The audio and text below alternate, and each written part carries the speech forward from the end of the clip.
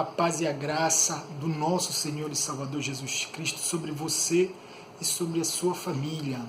Seja muito bem-vindo, eu sou Gilberto e você está no canal Bíblia e Teologia, a qual nós cremos e propagamos que as boas novas de Cristo é o poder de Deus para a salvação de todo aquele que crê.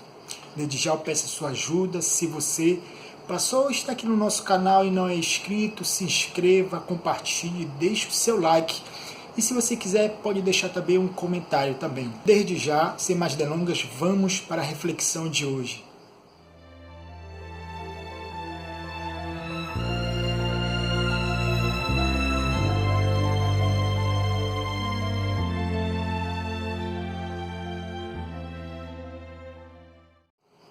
E a nossa reflexão de hoje continuará no livro de Apocalipse, no capítulo 2, a partir do verso 12, que diz assim: Ao anjo da igreja em Pérgamo escreve: Estas coisas diz aquele que tem a espada afiada de 2 gumes. Conheço o lugar em que habitas, onde está o trono de Satanás, e que conservas o meu nome e não negaste a minha fé. Ainda nos dias de Antipas, minha testemunha, meu fiel, o qual foi morto entre vós, onde Satanás habita. Tenho, todavia, contra ti algumas coisas, pois que tens aí os que sustentam a doutrina de Balaão, o qual ensinava a Balaque a armar ciladas diante dos filhos de Israel para comerem coisas sacrificadas aos ídolos e praticarem a prostituição. Outros sim também, tu tens os que da mesma forma sustentam a doutrina dos nicolaítas. Portanto, arrepende-te, e se não venho a ti sem demora, e contra eles pelejarei com a espada da minha boca. Quem tem ouvidos, ouça o que o Espírito diz às igrejas. Ao vencedor, dar-lhe-ei do maná escondido, bem como lhe darei uma pedrinha branca, e sob essa pedrinha escrito um nome novo, o qual ninguém conhece, exceto aquele que o recebe. A ânsia da cidade de Pérgamo se concentrava na sua religiosidade. Além de Pérgamo ser um local fortemente de culto ao imperador, onde as pessoas reconheciam que o imperador era Senhor e Deus, havia também uma grande quantidade de deuses a ser adorado, como Zeus, que tinha numa alta colina um monumento em forma de trono, onde era constantemente visto fumaças subindo naquele monte, cujo fruto eram os sacrifícios dedicados a Zeus. Além de Zeus ser adorado em Pérgamo, havia uma outra divindade muito conhecida e muito adorada, tanto quanto Zeus, conhecido como Esculápio. Esculápio era o deus da cura. O seu santuário constantemente estava cheio de adoradores, pessoas que vinham de várias partes do mundo antigo para procurar cura para a sua doença. Esculápio tinha a forma de uma serpente em volta a uma haste. Com certeza você já viu essa imagem no símbolo da medicina nos dias de hoje. É nesse meio de idolatria, nesse meio de perseguição que se encontrava a igreja de Pérgamo. E o Senhor, quando envia essa carta, ele se apresenta como aquele que tem a espada de 2 fios, ou a espada de 2 gumes. Essa igreja se encontrava em um lugar muito hostil. Jesus Cristo por 2 vezes enfatiza o lugar onde está o trono de Satanás, ou o lugar onde Satanás habita. Trono aqui significa domínio, reino, ou seja, lugar aonde essa igreja se encontrava era um lugar hostil, um lugar de oposição, um lugar de trevas, um lugar onde o domínio de Satanás era muito forte. Além das perseguições, além da oposição do Império Romano, a qual todo aquele que não adorasse o imperador era perseguido, torturado ou morto, havia também a perseguição por parte dos gentios, adoradores de Zeus, adoradores de Esculápio. Todavia, o Senhor reconhece a fidelidade dessa igreja. O Senhor reconhece que essa igreja não negou o nome do Senhor e nem negociou a sua fé. E aqui ele levanta ou dá testemunho de um homem que só aqui é mencionado como Antipas. Antipas foi martirizado por não negar a sua fé, por não abandonar o nome de Cristo. Um dos pais da igreja, chamado Tertuliano, ele disse que Antipas foi martirizado ao ser jogado dentro de um touro de bronze. E ali, embaixo do touro de bronze, foi acesa uma fogueira. E em brasas, dentro daquele touro de bronze, Antipas foi morto por não negociar a sua fé, por não virar as costas para Cristo. Assim como Antipas, muitos irmãos da igreja de Pérgamo não negaram o nome do Senhor. Todavia, como Satanás não conseguiu vencer a fé, a perseverança desses irmãos, Satanás mudou a sua estratégia. Em vez da perseguição, ele colocou outra estratégia, a sedução. E muitos da igreja de Pérgamo caíram nessa armadilha. Por dois motivos, Satanás levantou uma antiga doutrina, uma antiga artimanha que funcionou no Antigo Testamento através de um profeta apóstata, de um falso profeta chamado Balaão. E qual era essa estratégia? Levou a seduzir os filhos de Deus, a participar de cultos pagãos, a participar de banquetes dedicados a ídolos e também a promiscuidade, a prostituição, a impureza.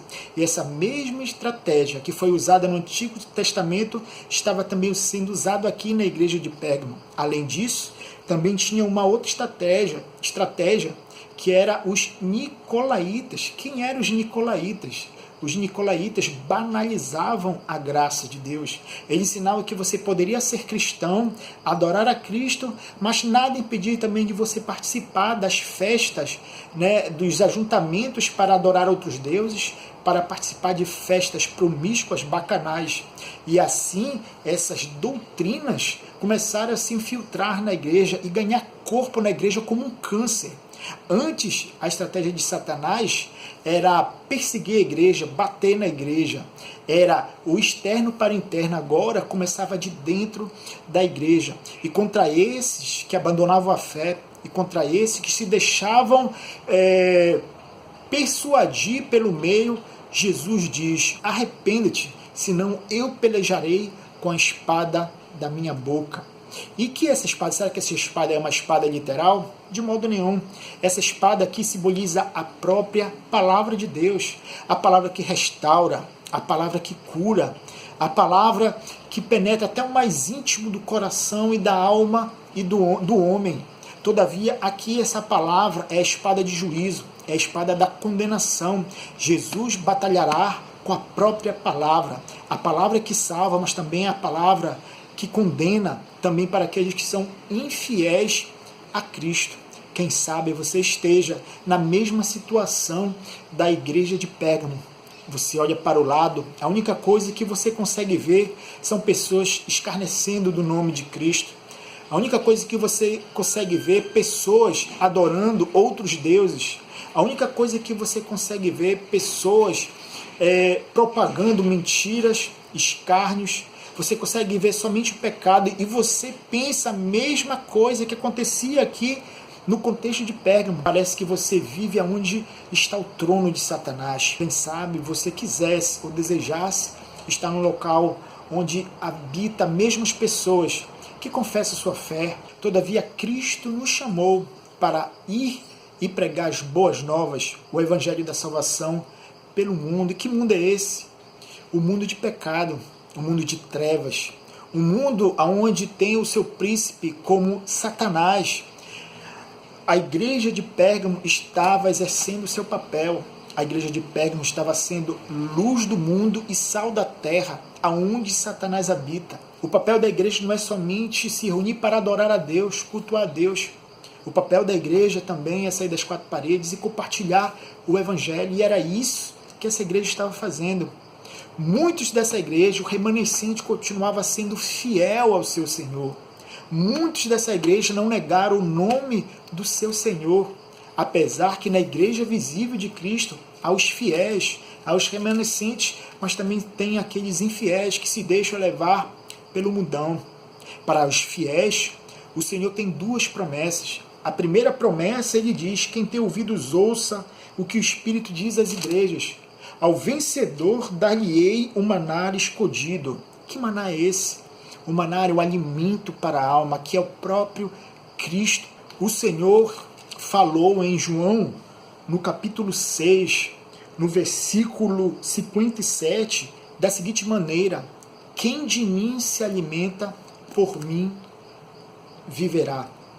Cristo é o pão vivo que desceu do céu para dar alimento à alma cansada, aflita.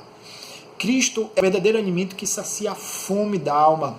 Em João, também no capítulo 6, ele diz: eu sou o pão vivo que desceu do céu.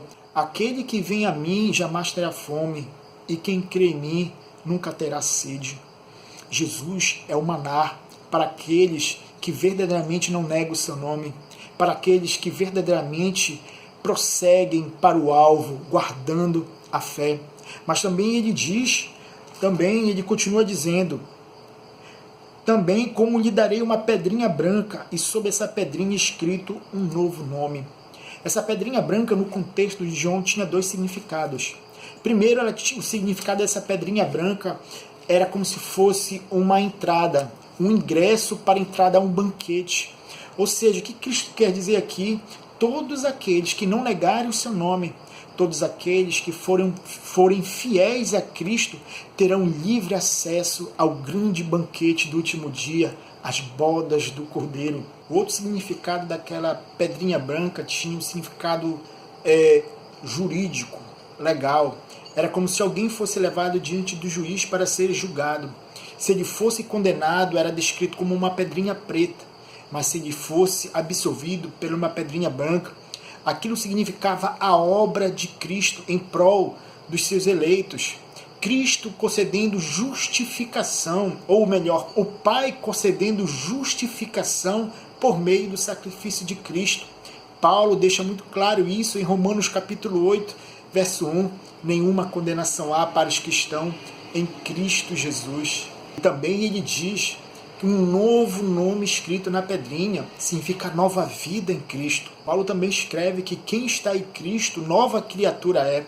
As coisas velhas já passaram e tudo se fez novo. Louvado seja Deus pela justificação, louvado seja Deus pela nova vida, a nova vida em Cristo. É essa a herança de uma maneira plena e completa, que está guardada e reservada para aqueles que não negam o nome de Cristo, para aqueles que não negociam a sua fé.